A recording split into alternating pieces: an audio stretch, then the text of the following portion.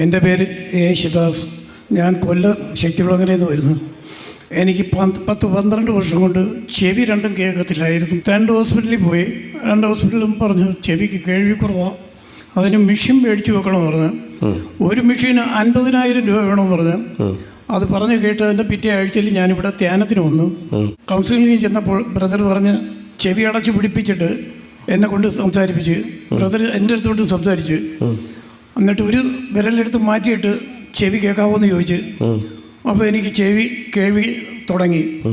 എന്നിട്ട് കുരിശ് വെച്ച് പ്രാർത്ഥിച്ച് ഇപ്പം 2 ചെവിക്കും എനിക്ക് കേൾവി കേൾക്കാം.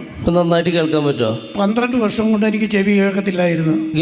ഇപ്പൊ അപ്പൊ എന്നാണ് അവസാനത്തിൽ ധ്യാനിക്കാൻ വന്നതെന്നാ? ഈ ആഴ്ചയിലാണ് വന്നത്. ഇപ്രാവശ്യം വന്നപ്പോൾ 12 വർഷമായിട്ട് ചെവി വളരെ കുറച്ച് മാത്രമേ കേൾക്കാറുണ്ടായിരുന്നുള്ളൂ. ഒട്ടും കേൾക്കില്ല, ആ രീതിയിൽ കേൾക്കത്തില്ലായിരുന്നു. ഞാനും വൈഫായിട്ട് എപ്പോഴും വഴക്ക് കൂടും.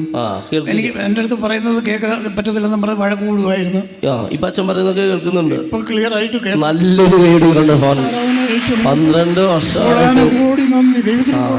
കണ്ടോ എന്തൊരു വലിയ സൗഖ്യ.